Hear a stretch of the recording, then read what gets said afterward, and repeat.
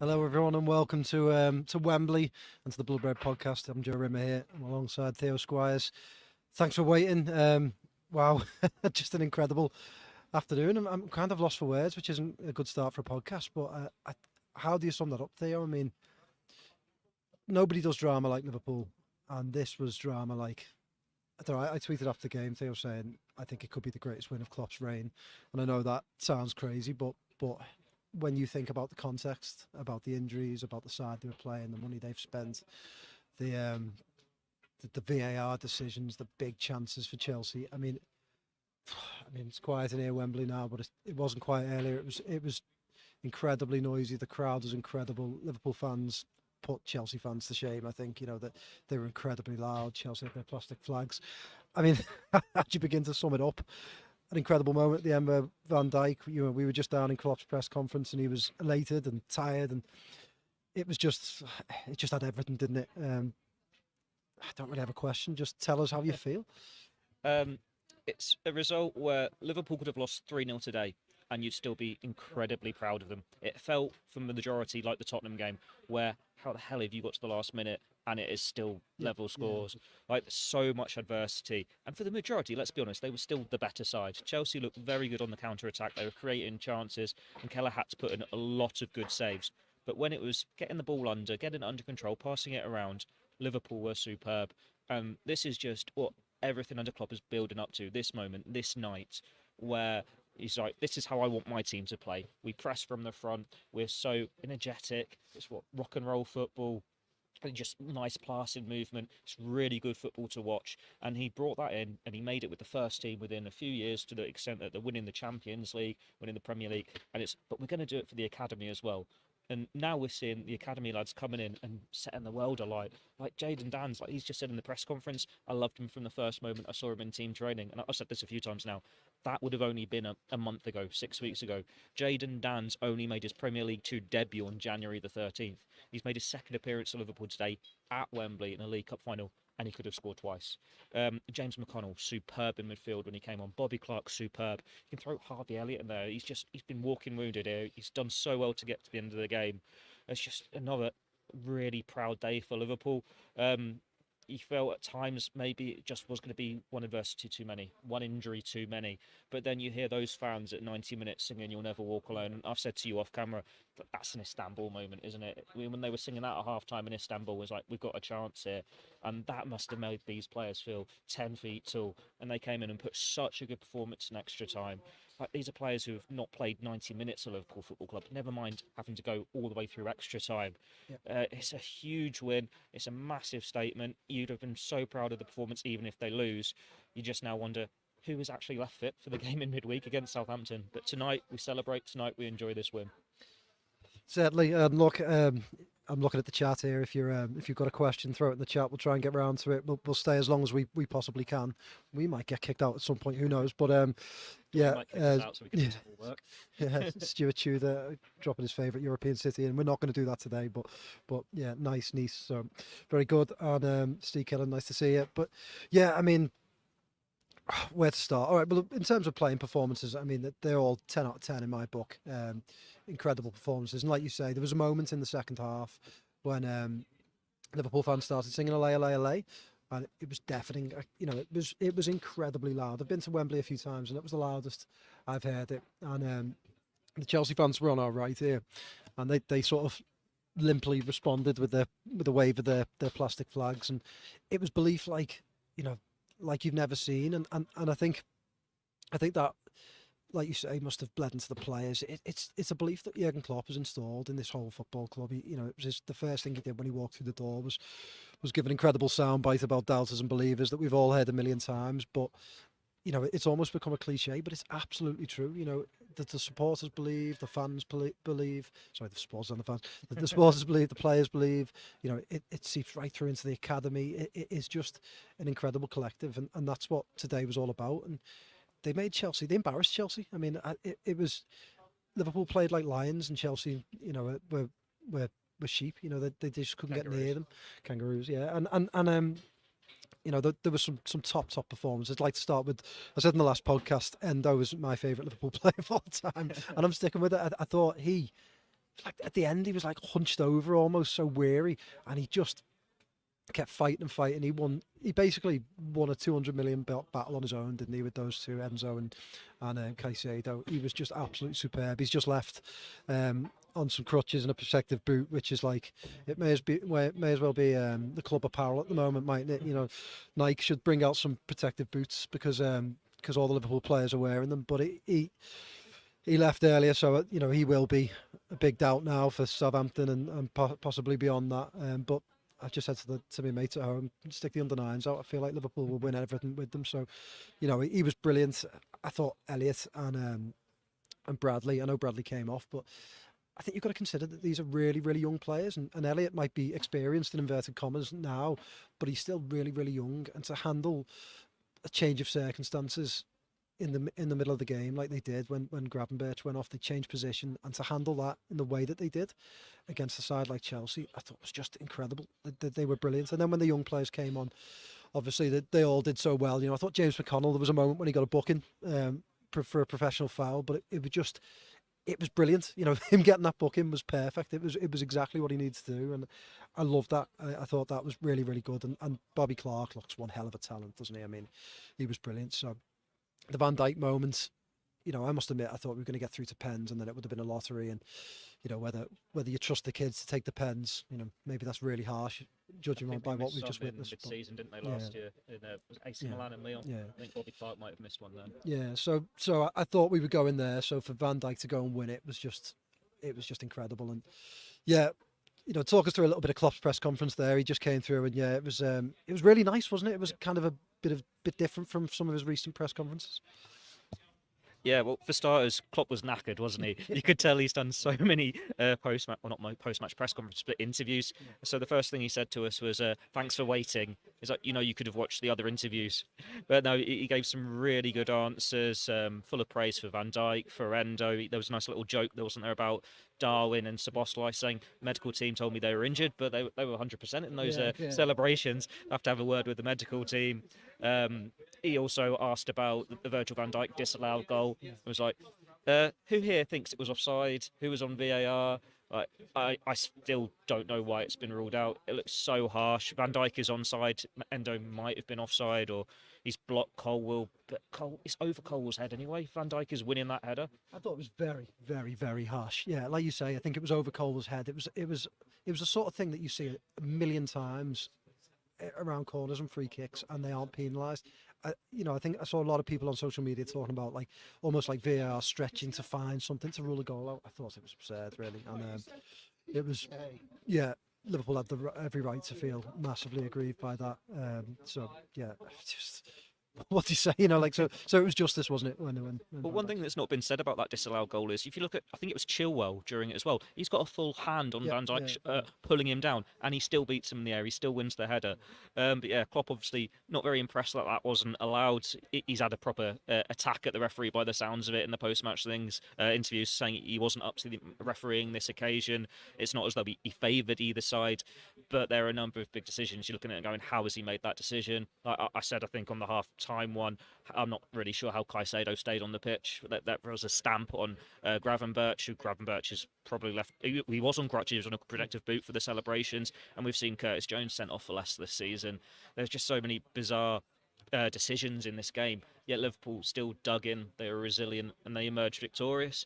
Like, you can see moments where they did feel like they're struggling a bit with the pressure, where Chelsea were knocking at the door. Keller had to make some big saves. There was a couple of really bad misses. Was it Fernandes when he's like in the 6-yard box, gets it stuck under his feet? But yeah, like, it was just a really positive day. And Klopp, I also love the little reference to Alan Hansen. Like, I've just learnt the line, there's an English saying, you don't win anything with kids. Like, this doesn't happen in football, but Liverpool have proved Alan Hansen wrong today. And I hope that Gorsty or Doyley have done that in one of their comments today. If not, we'll probably do it tomorrow, won't we, between us? But yeah, it was a really proud day for Liverpool Football Club, with the kids stepping up and being counted.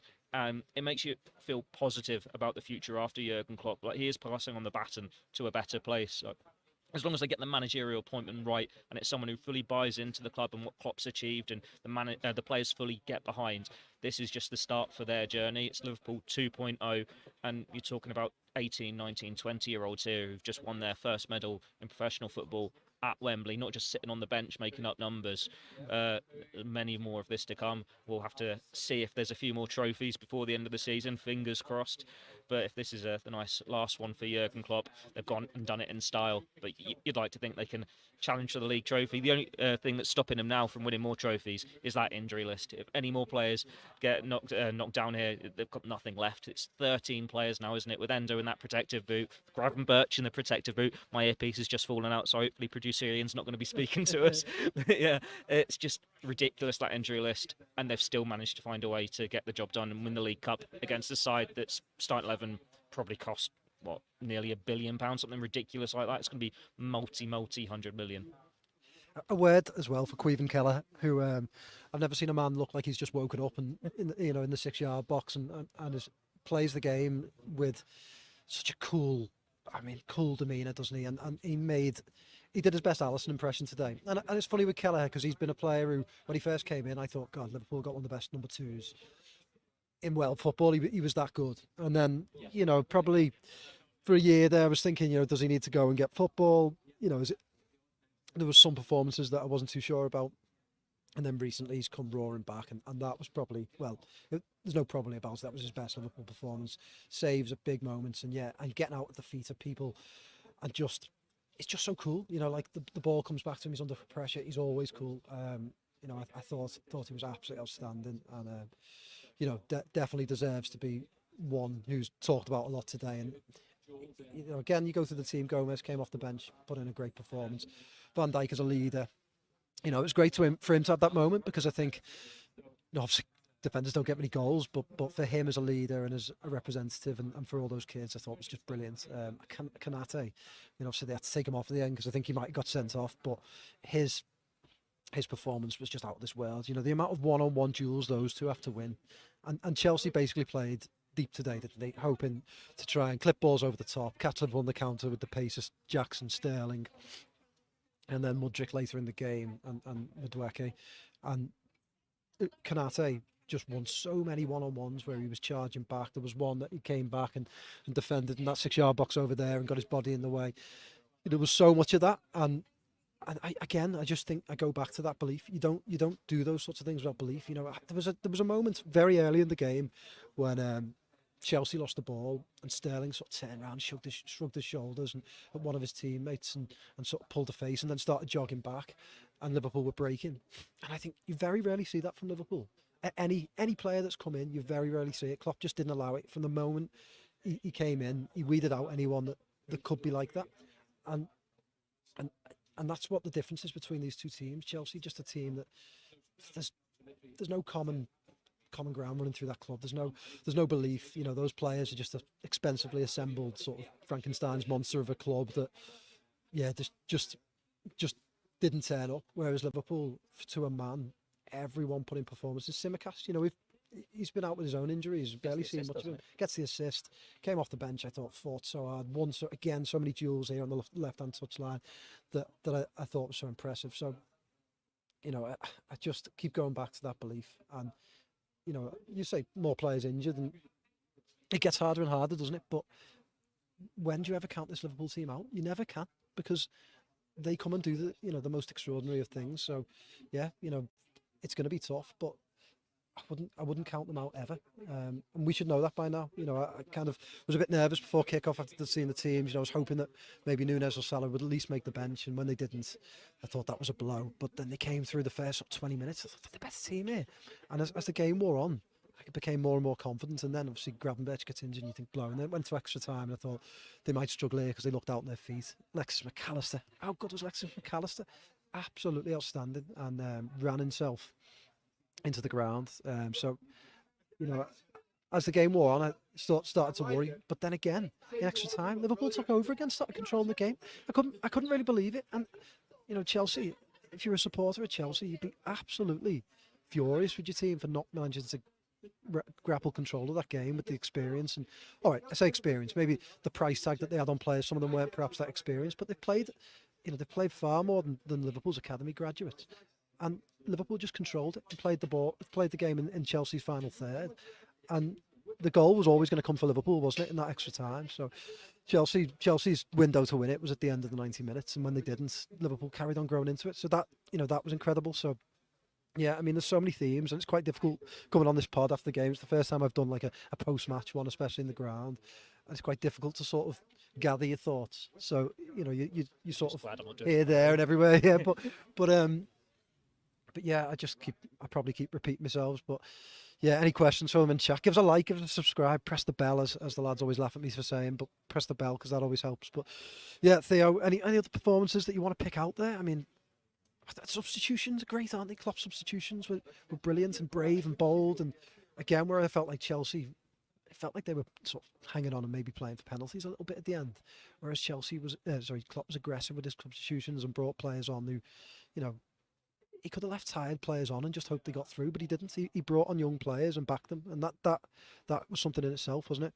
Steve Killen's asking how many cases of Carabao to bring back. We're going to need a fair few. Those players probably need the most of them. And look, I'm a bit gutted if Carabao UK, if you're watching, if you want to give us any Carabao, I've not seen any round here, but I've been banging the drum for the League Cup for a long time. So if anyone deserves a Carabao after the Liverpool players, Klopp and all the staff, maybe I could have a little sip. But Theo, any more performances to pick out? I just want to pick up what you've said there about the kids again. I know we keep going back to them, and you say about Chelsea that they're individuals, but this isn't just a Liverpool team that have played together under Jurgen Klopp and they've become a band of brothers. These kids have been in that academy for years, learning how to play together as well. And finally, does it answer the transfer market debate? Like, especially when you have years like last year, fans go, transfers. That is the answer. Go and spend 50 million on a new centre-back. Go and do this. Go and do that. We need a Trent Alexander-Arnold deputy replacement, whatever, at right-back. We need a new centre-back. We need this. We need that. Granted, these players have played more than anyone would have liked this year because of injuries.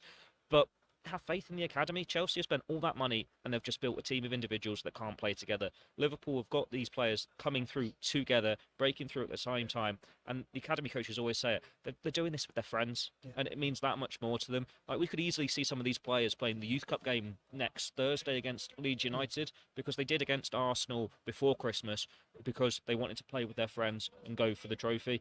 And there is that such unity there, and it's great atmosphere behind the scenes all the way through the club, and this one is for them.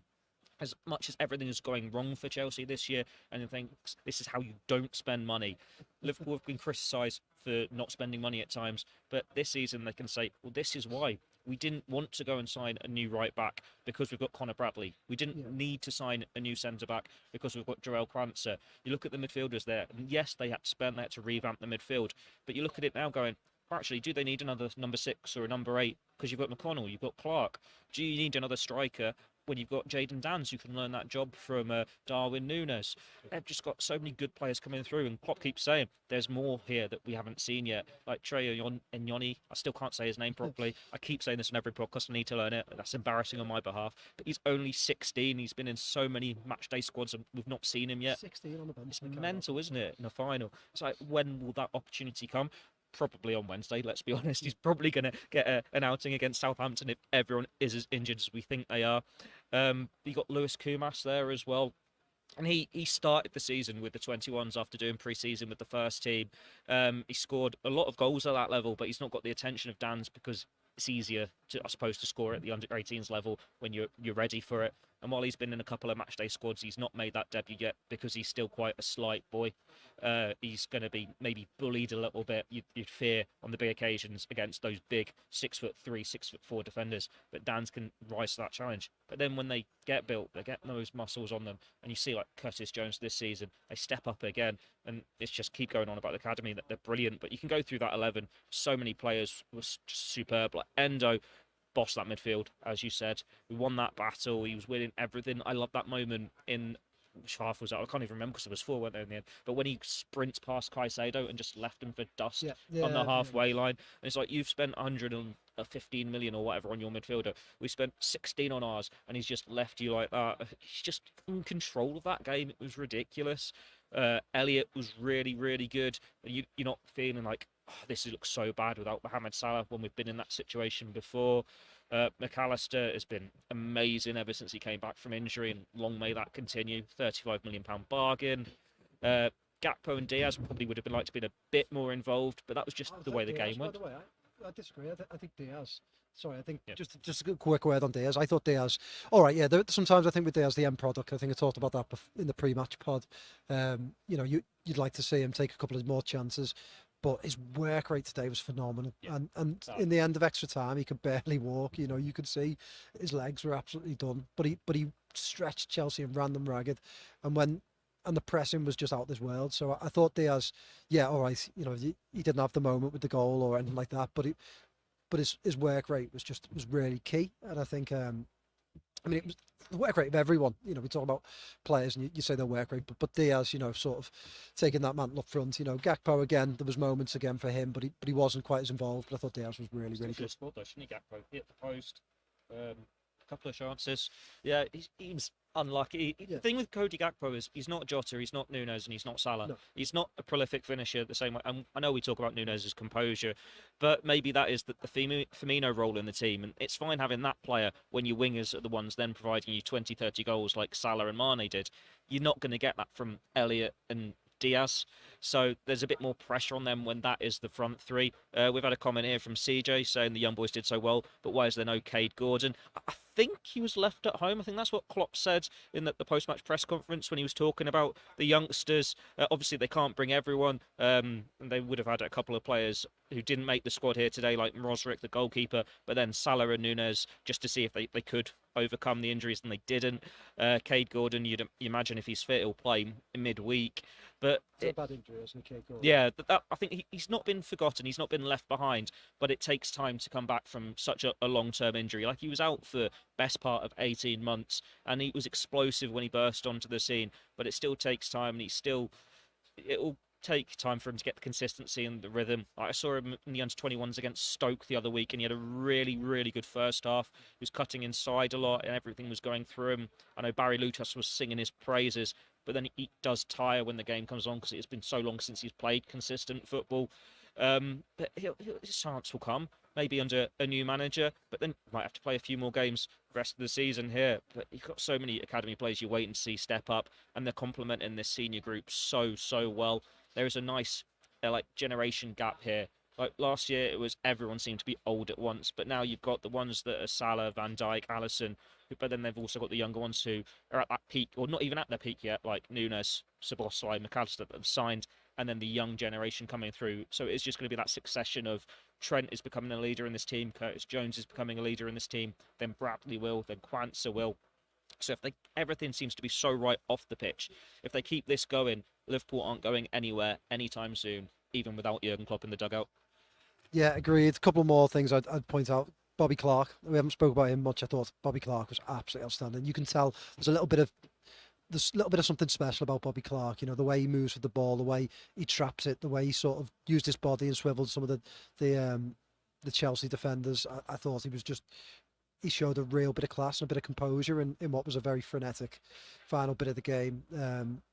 And I think, again, this underlines, I think I mentioned our pod recently, that Vitor Massos role. Yeah. Obviously, he's leaving Liverpool. I think he'll go with Linders. I think that is a massive role that Liverpool have to get right, because it's been one of the roaring successes of, I mean, let's face it, that was an FSG appointment in terms of that role when they brought Linders into it. So that has been a roaring success for Liverpool over the last 10 years, I'd say.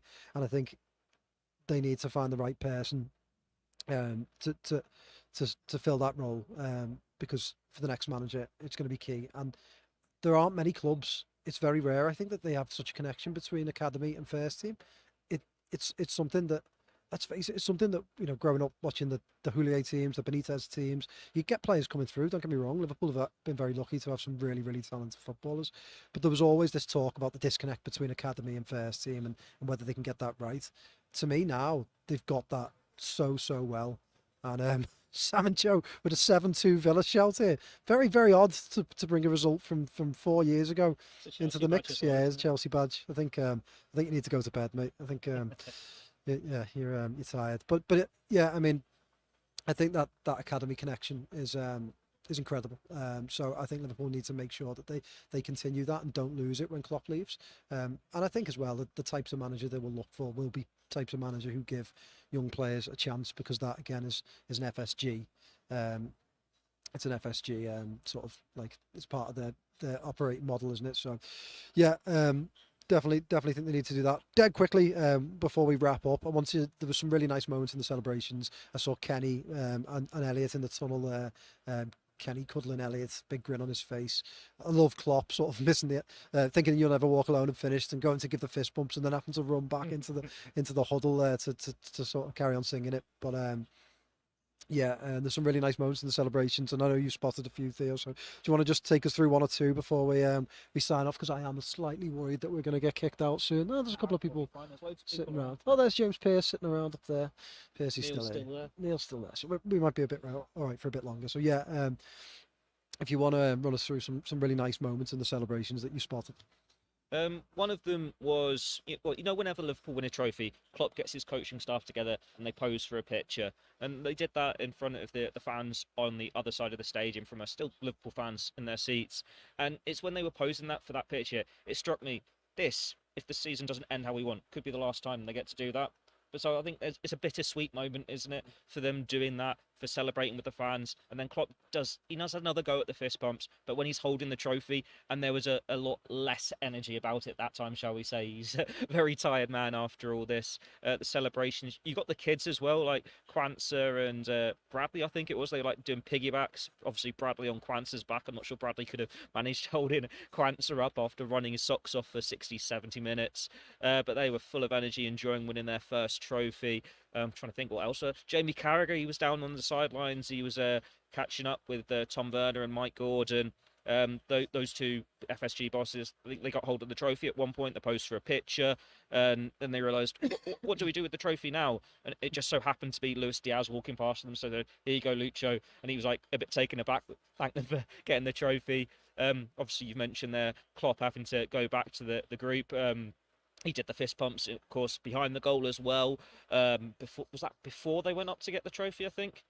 Yeah, that sounds right. You had Ibrahima Konate and Virgil van Dijk leading the one kiss dance that Klopp joined in as well. It's just so many nice moments between these players that have achieved so much together, even the ones that haven't been at the club that long or in the first team that long. There is just such a unity there, and you like we keep saying on this podcast, you feel so proud of them for the jobs they've done today. They've done the club proud, and it's nice that they actually got the trophy to justify those efforts. We'll be doing a Moments Missed on the celebrations piece, which, all being well, should go up this evening. If not, it'll be tomorrow morning. There's a few more that are just escaping me at this moment, because we've got quite a few between us, didn't we? So they'll be on there, and then tomorrow we'll have your normal post-match stuff with whatever moments missed during the game, Doyley's analysis, Gorsty's verdict. Has Gorsty's verdict gone up yet? But yeah, there's so much to come. I think we are getting booted out now, and that's what you're warning about, Joe. But yeah, you're better doing the YouTube send-offs than me, aren't you? You're telling us to click and subscribe, do your TikTok dances and all that. Right, well, okay, we are getting kicked out, so nice lady's just come over and asked us to leave. So look, thanks so much for listening. Please do give us a like if you're on YouTube, subscribe, press the bell. If you're listening on podcast, if you can give us a review, we'd really appreciate it. If you're on Facebook, give us a like. Follow us on Facebook, Twitter, X, Instagram, and yeah, look out for. We'll just have so much reaction, so much of the analysis from the game. Pretty much all of us have done some analysis to come. So yeah, we'll have plenty of that throughout the evening and tomorrow morning, and we'll be back tomorrow with the Blood Red pod from the office. We'll drive back tonight. We'll freshen up. We'll get a few hours kip, and we'll get back on the pod, and we'll have a proper reaction. So thank you so much for listening. All the best, and 10 League Cups. Liverpool are still the most successful team in the land. Up the Reds. Good night. Ta-ra.